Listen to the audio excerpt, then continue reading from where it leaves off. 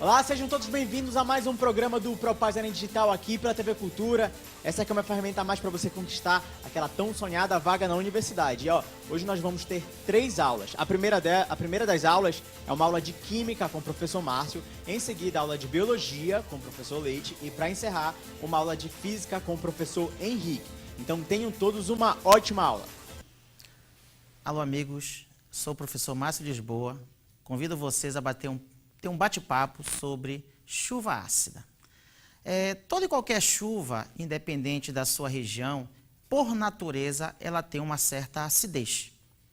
Portanto, a chuva, ela já é ácida por natureza. O fato da chuva ser ácida traz benefícios ao ser humano, tá? O risco é quando essa acidez se torna elevada. É quando essa acidez sofre, no caso, uma intensidade maior, ou seja, a chuva se torna mais ácida. Bem, mas o porquê dessa chuva naturalmente ser ácida? Existe uma grandeza chamada de pH. Essa grandeza ela é utilizada para medir os níveis de acidez. A chuva, por natureza, ela tem um pH inferior a 7. Todo e qualquer meio que contém um pH inferior a 7 é considerado ácido. E a chuva, por ser ácida, naturalmente tem um pH menor que 7. Só que existem 2 tipos de chuva ácida. A chuva ácida não prejudicial e a chuva ácida prejudicial. Se nós observarmos aqui na nossa tela, a chuva, naturalmente, ela é ácida porque ela tem um pH menor que 7, isso é em função da produção de ácido carbônico. Só que essa chuva, ela é considerada ácida, mas não prejudicial, em função do ácido carbônico ser considerado um ácido fraco. Portanto, ele não tem uma acidez muito intensa. Quando o pH da chuva se torna menor que 5,6, essa chuva, além de ácida, ela é classificada como uma chuva ácida prejudicial. Então, até 5,6, a chuva é considerada ácida, porém ela não é considerada uma chuva prejudicial. Quando o pH ele se torna inferior a 5,6, além da chuva ser ácida, ela se torna prejudicial. O que pode tornar essa chuva mais ácida? Bem, existem determinadas substâncias conhecidas como óxidos. Esses óxidos, tá? Alguns óxidos, ao reagir com a água, com o vapor d'água na atmosfera, produzem ácidos. Ou seja, aumenta a concentração de ácido. Aumentando a concentração de ácido, o pH dessa chuva vai se tornar menor. Ou seja, por quê? Porque aumentou a concentração de ácido, portanto, a chuva se tornou mais ácida. E quando ela atinge valores inferior a 5,6, além de ser ácida, ela se torna prejudicial. Quais são os principais fatores que podem liberar esses óxidos, denominados de óxidos ácidos, na atmosfera? Existem fatores, como aqui, os chamados fatores naturais. Quando nós levamos em consideração os fatores naturais, os principais fatores naturais são as erupções vulcânicas. As erupções vulcânicas, elas podem liberar o enxofre, liberam o enxofre, que no meio ambiente ele vai produzir os óxidos de enxofre. Esses óxidos de enxofre, em seguida, reagem com o vapor d'água, produzindo os ácidos. Tá? Portanto, um dos principais fatores naturais são as erupções vulcânicas.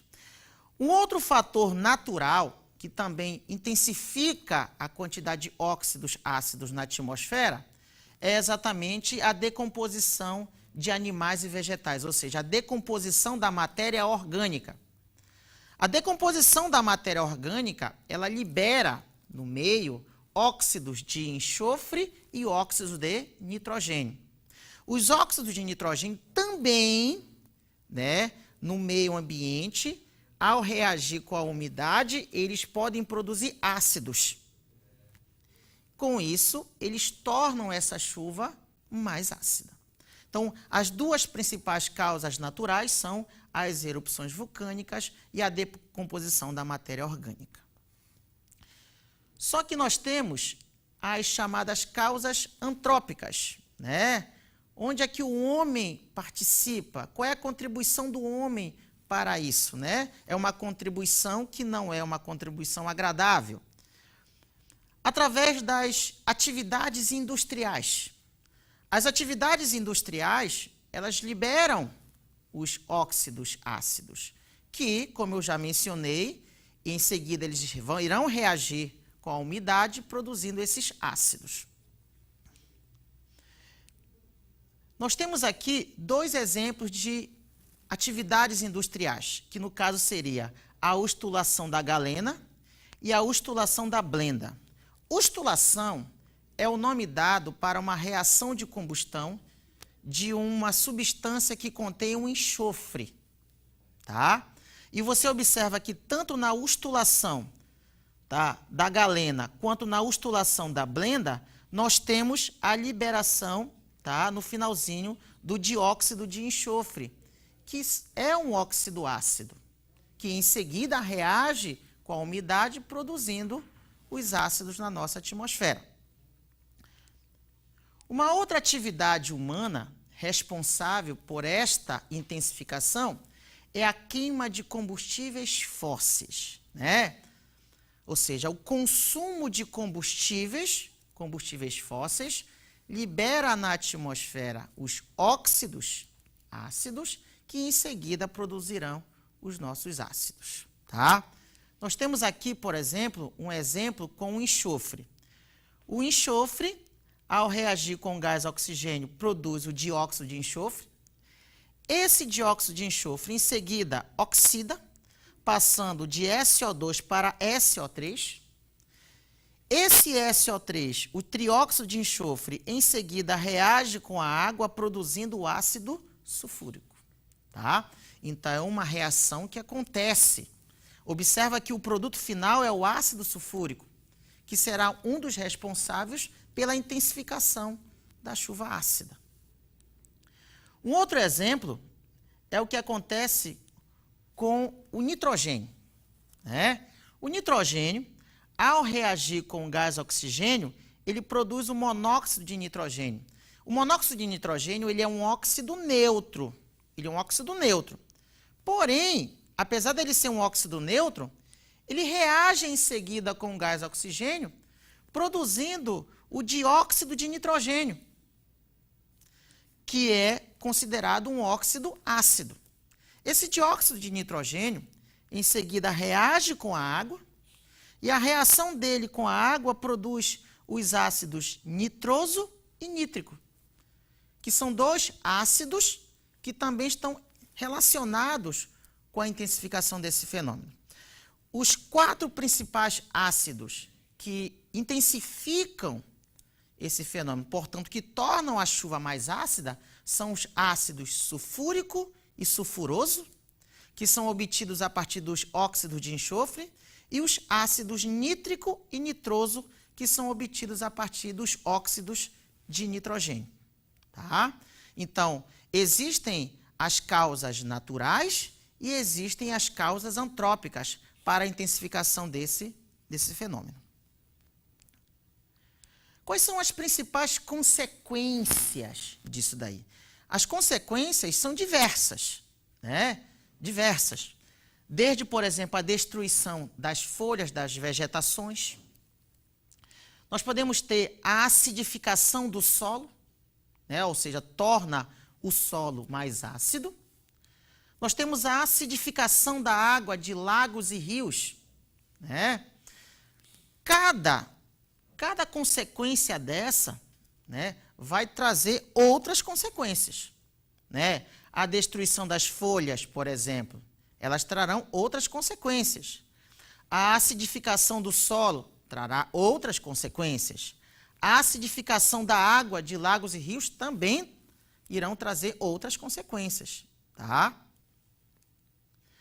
Danos à construção civil, ou seja, a chuva, ela pode causar danos nas construções, né, nos monumentos, nas próprias edificações construídas pelo homem. Então, são vários setores que são atingidos a partir, tá, dessa intensificação. Então, não são setores isolados que são atingidos, vários setores. Aqui nós temos uma imagem de um lago que teve uma alteração na sua acidez provocada pela precipitação de chuva com uma acidez intensa, ou seja, acidificou essa água e trouxe a mortandade, a morte de peixes. Então, é uma consequência que é trazida através de uma outra consequência. Aqui nós temos, por exemplo, a vegetação desta floresta que foi danificada. Quando nós falamos em consequências, tá, nós também devemos entender que existem as consequências à saúde humana. Tá? O homem, por exemplo, ele pode desenvolver doenças respiratórias, né? Então, quando nós ficamos expostos à chuva com uma grande acidez, nós podemos ter doenças respiratórias. Nós podemos ter queimaduras de pele, nós podemos ter quedas de cabelo. Então, são outras consequências que também podem trazer sérios danos à nossa saúde. Tá? Como eu posso fazer para combater, né, essa acidez? Eu tenho que combater de olho naquilo que provoca. Por exemplo, as principais impurezas dos combustíveis são enxofre e nitrogênio. Então, eu posso eliminar ou diminuir a quantidade dessas impurezas. Diminuir o consumo de derivados do petróleo, os chamados combustíveis fósseis. Usar combustíveis menos poluentes. Usar fontes alternativas de energia. Colocar filtro nas chaminés das indústrias, né? Uma das causas é exatamente a atividade industrial, que libera esses óxidos, e esses óxidos são liberados o quê? Posteriormente na atmosfera. Então, amigos, nós devemos ter muita clareza. Nós devemos entender o que é a chuva ácida. Nós devemos entender quando é que a chuva ácida ela se torna prejudicial. Nós devemos entender o que intensifica esse fenômeno, o que torna essa chuva mais ácida. Eu tenho que entender quais são as consequências dessa intensificação, né? Eu tenho que entender que o fato da chuva ser mais ácida vai prejudicar todo o meio, tá? Inclusive, pode causar sérios danos ao homem. E, obviamente, que além de eu entender as consequências, eu preciso entender também como eu posso combater este fenômeno. De que maneira eu posso combater ou para resolver o problema ou para minimizar esse problema. Lembra, alunos, que no Enem será apresentado para vocês uma problemática no item. E você, com o seu conhecimento técnico e a sua experiência de vida, você vai ser convidado a resolver este problema ou a minimizar esse problema. Então, é preciso ter uma análise muito tranquila, é preciso que você tenha uma análise bem precisa e entender exatamente o que esse item quer de você. De que maneira você pode ajudar a resolver, a minimizar esse problema. Meus queridos, muita calma, muita sorte. É um momento agora de nós estarmos tranquilos, de nós podermos estar lapidando tudo aquilo que nós estudamos, tudo aquilo que nós aprendemos, para que nós possamos, sim, ter uma excelente prova. Um grande abraço a todos e até a próxima, se Deus quiser. Alô você, futuro universitário em todo o estado do Pará. Sou o professor André Leite, de Biologia, e hoje a gente vai ter uma aula sobre sistema imunológico, certo? Então, para a gente falar de sistema imunológico, a primeira coisa que a gente tem que fazer é olhar a matriz de referência do Enem e saber quais são as possíveis habilidades em que esse assunto pode ser cobrado no dia da tua prova. Então, para a gente ver essas habilidades, vamos dar um olhozinho na tela rapidinho. Olha só. Esse conteúdo ele pode ser trabalhado basicamente em duas habilidades fundamentais, a habilidade 29 e a habilidade 30. O que diz a habilidade 29? Interpretar experimentos ou técnicas que utilizem seres vivos, analisando implicações para o ambiente, a saúde, a produção de alimentos, matéria-primas e produtos industriais. Além disso, esse mesmo objeto do conhecimento ele também pode ser cobrado na habilidade 30. E o que ela diz? Que tu tens que ter a capacidade de avaliar propostas de alcance individual ou coletivo, identificando aquelas que visem a preservação e a implementação da saúde individual, coletiva e do ambiente. Então, portanto, para a gente executar qualquer item associado ao sistema imunológico, é importante que a gente analise essas duas habilidades, porque provavelmente são nelas que esse conteúdo vai ser cobrado. Então, para a gente começar a nossa aula, a gente vai começar ela com um videozinho que vai ser exposto para vocês agora. Olha na tela mais uma vez.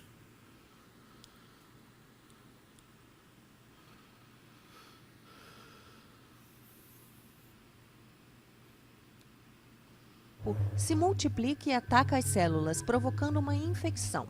Esse micróbio é reconhecido como um corpo estranho e o corpo usa duas estratégias de defesa com seus principais soldados, os glóbulos brancos. Na linha de frente está a resposta imune inata, com a participação dos macrófagos. Essas células assassinas comem e destroem o intruso, qualquer que seja. O agente infeccioso é capturado por fagocitose e destruído. Essa reação local rápida pode parar ou diminuir a infecção, mas nem sempre é suficiente. Outros soldados entram em cena, os linfócitos. Identificam o agressor graças a uma molécula característica. Cada linfócito ataca um tipo de vírus ou bactéria específico. Quando identifica seu alvo, ele se multiplica.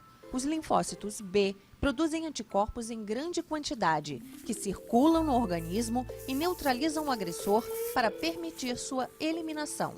Os linfócitos T destroem diretamente as células infectadas. O grande problema é que após o primeiro contato com o vírus, a reação imunológica é lenta, podendo durar vários dias, o suficiente para provocar a doença. Felizmente, nosso organismo conserva a memória de seus inimigos. Após uma infecção, os anticorpos e linfócitos de memória são mantidos e podem agir logo que o vírus retorne. A reação imunológica será muito mais rápida e o organismo vai eliminar o agressor antes de provocar a doença. Essa memória imunológica é utilizada na vacinação, usando um micróbio inativo ou um fragmento dele. Simula uma infecção e provoca a fabricação de anticorpos, sem causar a doença. O organismo usa sua memória e fica preparado para um ataque futuro. Mas essas células de memória diminuem com o tempo e muitas vezes é necessário um reforço na vacinação. Bom, como vocês puderam observar, o nosso organismo ele sofre constantemente ataque de uma grande quantidade, de uma grande diversidade de micro-organismos que tentam de várias formas penetrar no nosso corpo. Então, a todo momento, vírus, bactérias, fungos, vermes, organismos parasitas tentam invadir o nosso organismo e causar transtornos, viver a nossas custas. Então, portanto, o nosso organismo ele vai apresentar um sistema de defesa que vai estar associado a proteger o teu corpo contra a ação desses agentes parasitários. Esse sistema de defesa é o sistema imunológico. Então, o sistema imunológico ele é uma estrutura, aliás, um conjunto de estruturas associados a imunidade. E o que é essa imunidade? É a capacidade que o teu organismo tem de reagir contra agentes que porventura invadam o nosso corpo. Essa imunidade, como dá para observar no quadro, ela pode ser de duas formas. Ela pode ser uma imunidade inata ou ela pode ser uma imunidade adaptativa. O que vem a ser imunidade inata? É aquela que tu já nasce com ela. O que significa dizer isso? Que o teu organismo, desde o nascimento, ele já apresenta a capacidade de se defender, basicamente, contra a ação desses patógenos. Quais são os principais componentes da imunidade inata? Por exemplo, os elementos de barreira. O que é um elemento de barreira? É um componente que vai ter por função fundamental impedir a entrada desses micro-organismos. Um bom exemplo básico de componente de barreira é a nossa pele. A nossa pele, de uma maneira geral, ela constitui um elemento, uma estrutura que impede a entrada do teu corpo por esses micro-organismos. Como a pele ela não é contínua, ela apresenta falhas que é importante para a comunicação da parte interna do teu corpo com o meio externo, como, por exemplo, as mucosas, a mucosa oral, a mucosa nasal, a mucosa do teu olho, do teu ouvido, da uretra, da vagina, do ânus. Essas estruturas também têm que apresentar defesas para que o teu organismo não possa ser comprometido, não possa ser invadido por esses micro-organismos através dessas estruturas. Então, por exemplo, você vai ter substâncias de defesa na saliva, você vai ter o muco, por exemplo, produzido através das tuas fossas nasais, você vai ter substâncias presentes no teu olho, a cera do ouvido, a acidez da vagina, ou seja, uma série de componentes que funcionam de maneira geral, protegendo o teu corpo contra a ação desses patógenos, beleza? Porém, todavia, entretanto, se esses organismos conseguirem entrar no teu corpo, existem outros elementos que participam de forma sistemática nesse mecanismo de defesa, como, por exemplo, as células fagocíticas, que são glóbulos brancos que têm a função fundamental de atacar os patógenos e eliminar esses patógenos dentro do teu organismo. Então, esses processos de defesa, você já nasce com eles, o que significa dizer, eles são inatos ao teu corpo. Mas, além da capacidade de defesa inata, nós também temos a capacidade de defesa adaptativa. O que significa dizer isso? Que o teu corpo ele apresenta uma característica muito peculiar, plasticidade. Ele tem que ter a capacidade também de se adaptar a possíveis micro-organismos que consigam passar pela essa imunidade inata. Quais são os principais componentes fundamentais dessa imunidade adaptativa? Principalmente um grupo de proteínas chamadas de anticorpos. Os anticorpos, eles apresentam especificidade. O que significa dizer? São substâncias produzidas pelo teu corpo que te protegem especificadamente contra a ação de um determinado patógeno. Então, por exemplo, se o meu corpo for invadido por o vírus do sarampo, o meu organismo vai ter a capacidade de produzir anticorpos contra esse patógeno e ele só vai ter ação fundamental contra o vírus do sarampo. Então, a imunidade adaptativa, ela apresenta como característica peculiar a especificidade. O teu organismo, ele atua diretamente contra um determinado patógeno que invade o teu corpo. Quando a gente fala de imunidade adaptativa, o que a gente tem que lembrar? Que o mecanismo de imunidade adaptativa ele vai funcionar basicamente em processos que vão acontecendo de forma gradual no teu corpo. Por exemplo, vamos imaginar que o teu organismo ele seja invadido por um patógeno que penetrou no teu corpo uma primeira vez. Como o teu corpo ele não conhece esse patógeno, o que acontece? No início, esse organismo entra no teu corpo e ele começa a se multiplicar e causar problemas ao funcionamento do organismo. Nesse momento, você começa a ficar doente. Então, por exemplo, você teve o vírus do sarampo invadindo o teu corpo, esse vírus se multiplicou, ele invadiu as tuas células, causou problema e com o passar do tempo você está acometido pela doença, você está acometido pelo sarampo. Mas à medida que o tempo vai passando, o teu corpo cria a capacidade de reconhecer esse patógeno. Ele não conhecia ele anteriormente. Mas o teu organismo cria a capacidade de reconhecer esse indivíduo e a partir do reconhecimento ele decodifica. Ele vai decodificar o patógeno e a partir desse processo de decodificação, o teu organismo vai criar a capacidade de produzir anticorpos. À medida que teu corpo produz anticorpos, o patógeno vai sendo neutralizado e depois de um determinado espaço de tempo, o teu organismo ele fica curado da ação desse patógeno. Nós chamamos isso de imunidade primária. Eu queria que vocês olhassem na tela e olhassem com bastante carinho. Por quê? Porque o Enem ele tem a característica fundamental de trabalhar muito com gráficos. E a gente tem que ter a capacidade básica de fazer análise de forma correta de um gráfico. Então, tu pode observar o seguinte, que aqui o gráfico está mostrando a concentração de anticorpos pelo tempo.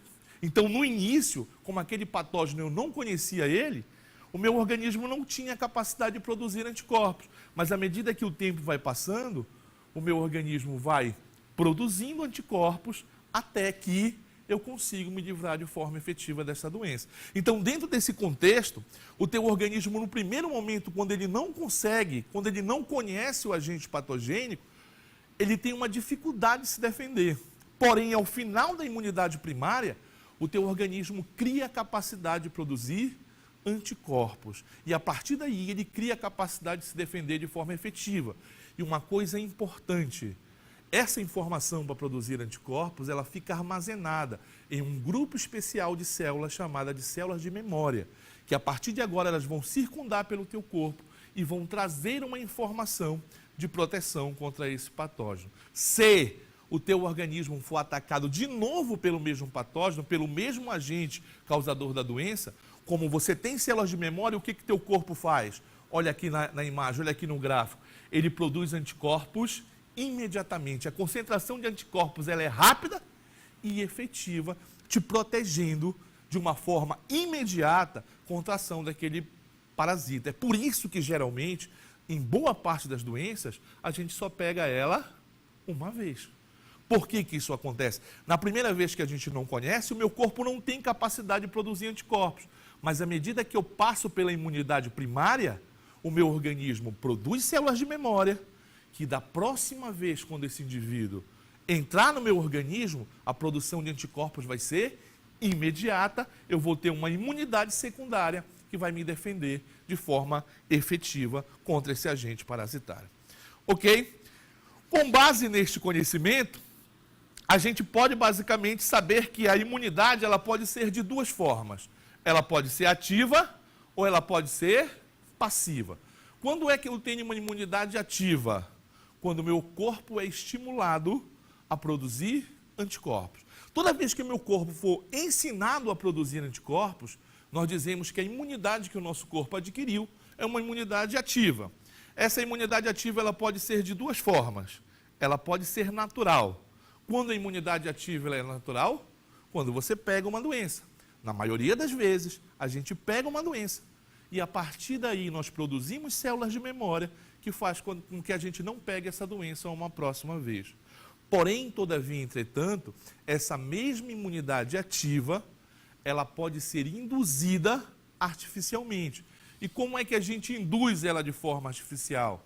Através das vacinas. Eu quero que tu olhe as vacinas com muito carinho. Por quê?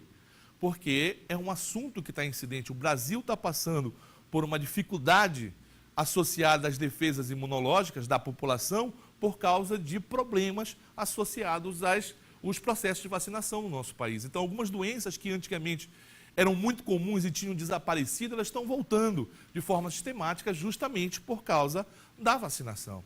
Então, o que é uma vacina? Uma vacina é uma substância que tem no interior dela o patógeno morto ou atenuado, às vezes só fragmento desse patógeno, mas que vão ensinar o teu corpo a produzir anticorpos, ou seja, eles vão induzir uma imunidade primária no teu corpo. Então, à medida que teu corpo é ensinado a produzir anticorpos, o que vai acontecer? O teu corpo vai produzir células de memória. A partir daí, se esse patógeno invadir o teu corpo de verdade, o que vai acontecer? Como o teu corpo já tem a capacidade de produzir anticorpos, como tu já tem células de memória, a produção de anticorpos ela é imediata. Por isso que, geralmente, quando o indivíduo é vacinado, ele não pega a doença, porque o corpo dele, através da vacina, já foi ensinado a produzir os anticorpos contra a ação daquele determinado micro-organismo. Então, portanto, as vacinas elas são medidas que não servem, na grande maioria das vezes, para curar doenças. Qual é o objetivo fundamental de uma vacina? O objetivo primordial dela é preventivo. Ela simula uma doença no teu corpo e ensina o teu corpo a produzir anticorpos para te defender contra a ação desses agentes parasitários. Bom, esse era o recado que a gente tinha para hoje. Até uma próxima, se Deus assim o permitir. Alô, caríssimo aluno Propaz Enem em todo o estado do Pará. Um grande abraço, professor Henrique Roberto, batendo um papo agora com você sobre física. Hoje trouxe para você um assunto que todo mundo certamente viu, todo mundo acha que sabe, mas às vezes na hora H dá aquele probleminha e a gente acaba esquecendo alguma coisa. Leis de Newton, que está dentro da competência de área 6, que diz apropriar-se de conhecimentos da física para, em situações problema, interpretar, avaliar ou planejar intervenções científico-tecnológicas. A habilidade que nos vai levar a esta competência é a habilidade 20, que diz caracterizar causas ou efeitos dos movimentos de partículas, substâncias, objetos ou corpos celestes. Repare bem, partículas, eu posso estar falando de um movimento lá na eletricidade. Substâncias, eu posso estar falando de aplicações de força e movimento lá na hidrodinâmica.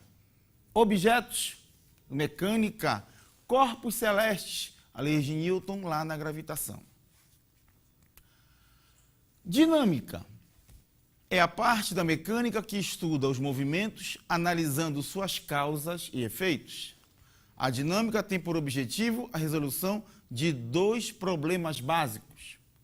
Conhecendo-se o movimento de um corpo, caracterizar as forças. Conhecendo-se as forças que agem sobre um corpo, caracterizar seu movimento. E força? O que é força? Força é o agente da interação entre os corpos, pois sem força os corpos não podem interagir entre si. A força pode ser denominada simplesmente de interação. Lembrando a você que essa interação ela pode ser de 2 modos. Ela pode ser de contato ou de campo. Contato, como o próprio nome diz, quando 2 corpos entram em contato. E de campo, como por exemplo, o campo gravitacional terrestre. Você vê aqui, na imagem, o carro estava em movimento, força gerou movimento.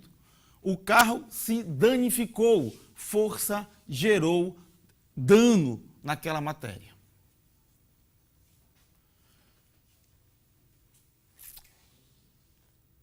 Quando eu falo de força, eu tenho que lembrar de um negócio chamado de força resultante.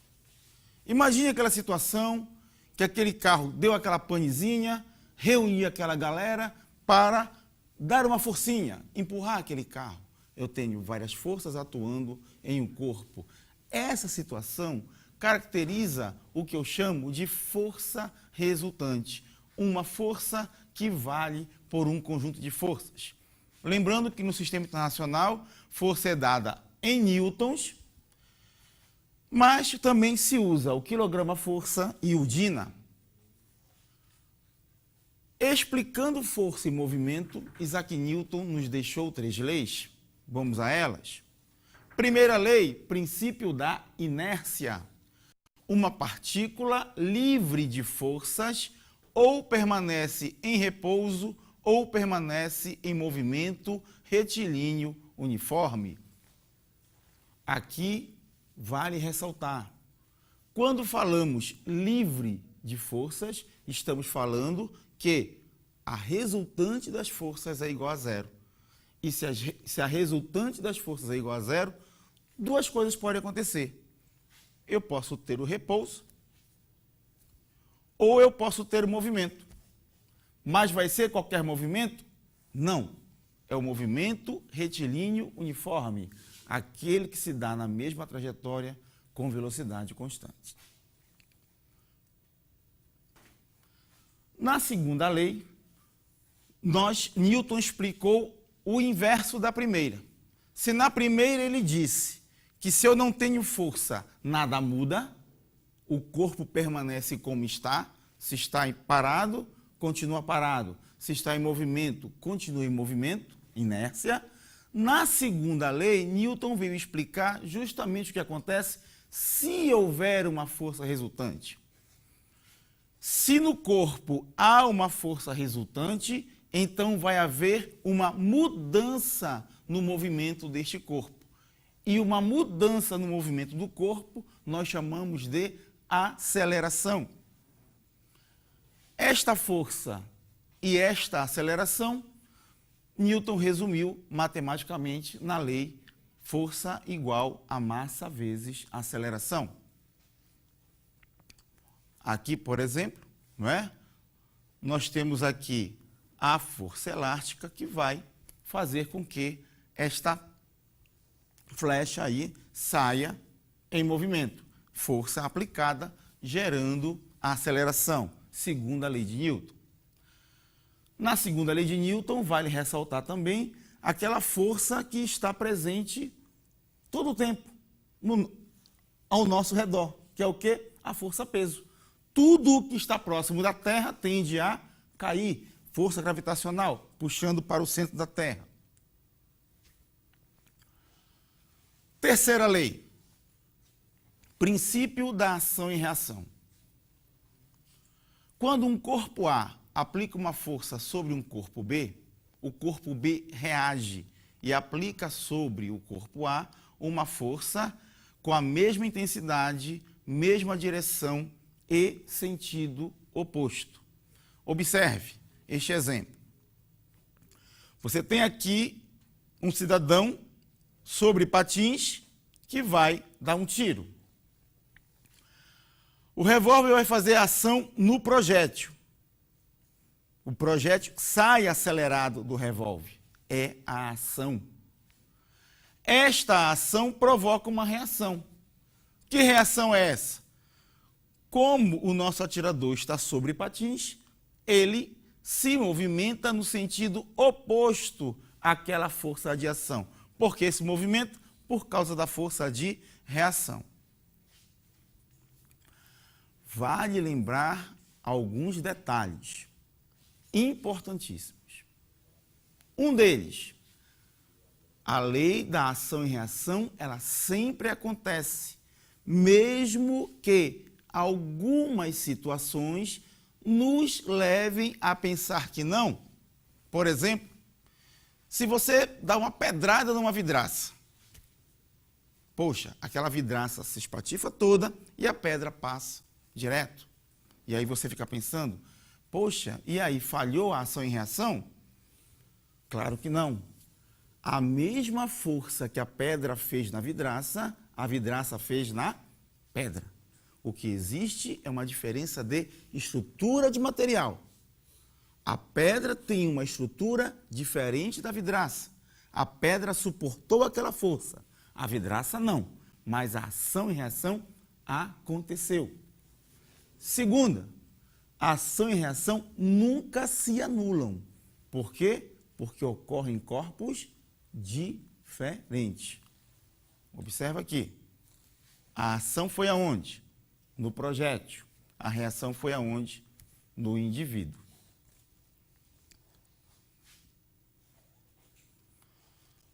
Presta atenção. Como num contexto de Enem, você vai ser cobrado, pode ser cobrado a respeito dessas leis de Newton. Você sempre terá um contexto, você sempre terá uma situação para aplicar. Observe aqui, texto. Em uma colisão frontal entre dois automóveis, a força que o cinto de segurança exerce sobre o tórax e abdômen do motorista pode causar lesões graves nos órgãos internos. Pensando na segurança de seu produto, um fabricante de automóveis realizou testes em 5 modelos diferentes de cinto. Os testes simularam uma colisão de 0,30 segundos de duração. E os bonecos que representavam os ocupantes foram equipados com acelerômetros. Esse equipamento registra o modo da aceleração do boneco em função do tempo. Os parâmetros como massa dos bonecos, dimensões dos cintos e velocidade, imediatamente antes e após o impacto, foram os mesmos para todos os testes.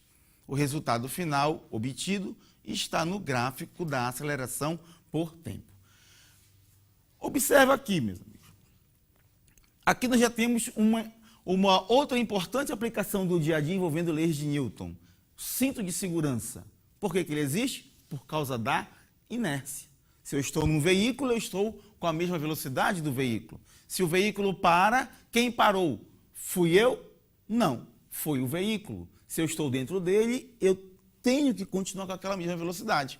Para impedir isso, eu uso o quê? O cinto de segurança. Beleza. O que o problema fala? Que este cinto, com uma grande aceleração, pode provocar danos ao meu organismo. E tem um fabricante aí que testou 5 cintos de segurança, expostos no gráfico. Então eu tenho aqui, durante a aplicação de 0,30 segundos de força, a aceleração de 5 cintos diferentes. O cinto 1, o 2, o 3, o 4 e o 5. Qual modelo de cinto oferece menor risco de lesão interna ao motorista? Então você volta lá. O que se está falando? Né? Que uma grande aceleração, uma grande força pode provocar danos internos aos órgãos. Ora, força está relacionada à aceleração. Força é diretamente proporcional à aceleração. Obviamente, aquele cinto que vai me causar menos dano é aquele cinto que sofrer a menor aceleração. Então, você vem aqui numa interpretação gráfica simples, mas aliada ao conceito da segunda lei de Newton, e verifica qual cinto sofreu aqui menor aceleração. Então, você vai observar aqui que foi este aqui que corresponde ao cinto 2. Então, observe uma questão de interpretação gráfica, né? O cinto 2, que é uma das habilidades dentro do Enem praticamente comum a todas as áreas. É você saber interpretar gráfico. Fique atento nas questões de gráfico, porque elas são uma constante no Enem. Então eu te aconselho, meu amigo, dá uma olhada lá, dá uma revisada sobre leis de Newton, sobre sistemas de força, você ter um corpo, analisar que forças estão atuando naquele corpo, força-peso, força normal, força de atrito, porque é um conceito lá do primeiro ano que a gente sempre tem aquela impressão que sabe tudo, mas às vezes fica faltando alguma coisa. Então, meus amigos, dado o recado, sucesso para você, muita firmeza e foco nesta reta final e que você se saia maravilhosamente bem na sua prova de naturezas no Enem que está chegando aí. Grande abraço.